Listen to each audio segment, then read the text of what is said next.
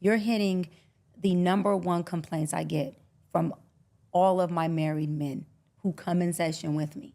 What is the impact of the stopping of the intimacy, which is sex and intimacy, the connection with your woman, I get to have her, available and conveniently for me, for us. I want to know, what are the impacts of that on a man for you? This is what you fell in love with. You fell in love with that. Mm-hmm. So now that get taken away from you.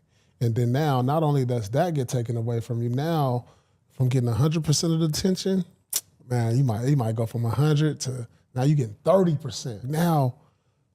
And now that woman has to assume a duality of mama and wife. Yeah. And the man only has to stay in one role, husband.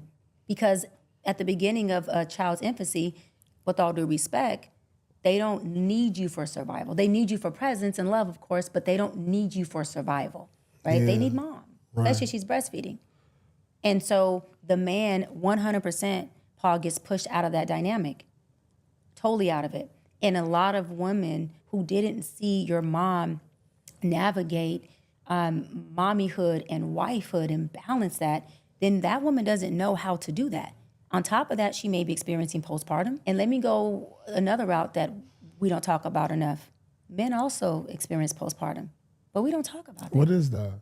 It's when there is a hormone imbalance, right, from a woman giving birth. For a man, though. You and your woman are connected. Yeah. You're in tune. How hormonally connected and intertwined do you think you and your woman are, who, let's just say, is your wife and she's having your child?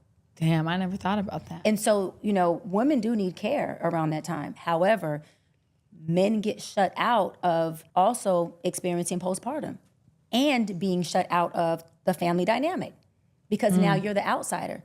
And there's a new little bundle of joy that I have yet to meet a man who's not overly excited and in love with their child, but they're also trying to navigate, where do I fit in this equation now without me sounding selfish and crazy, right? And telling her, I feel like you're putting the baby before me, because most men don't know how to express that without feeling guilty, because they're going, wait, but she's supposed to mother my child.